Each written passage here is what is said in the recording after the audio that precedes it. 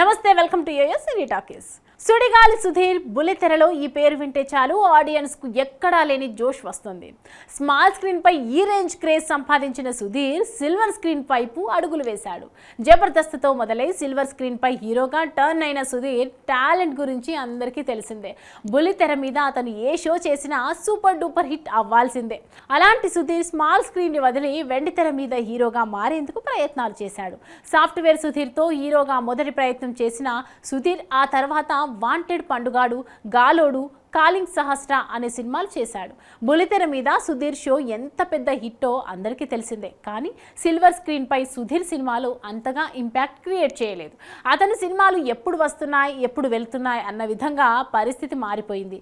హీరోగా రాణించడం అనేది అంత ఈజీ థింగ్ ఏమీ కాదు. అయితే సిల్వర్ స్క్రీన్ పై తన ప్రయత్నాలు కొనసాగిస్తున్న సుధీర్ కొద్దిపాటి గ్యాప్ తర్వాత మళ్ళీ స్మాల్ స్క్రీన్ పై అడుగు పెడుతున్నాడు. తనకు జబర్దస్త్ ప్లాట్ఫామ్ ఇచ్చి ఈ రేంజ్కు చేరుకునేలా అవకాశం ఇచ్చిన ఈటీవీ కోసం మళ్ళీ స్మాల్ స్క్రీన్ లోకి వస్తున్నాడు సుధీర్.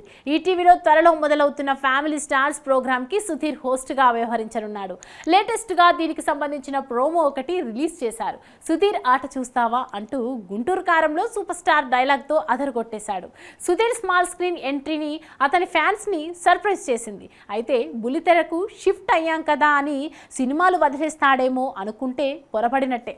సినిమాలే, స్మాల్ స్క్రీన్ షోలే అని ఫిక్స్ అయ్యాడట సుధీర్. హీరోగా సక్సెస్ అవ్వలేదు కాబట్టి సుధీర్ మళ్ళీ బుల్లితెర మీదకు వచ్చాడని కొందరు అంటున్నారు.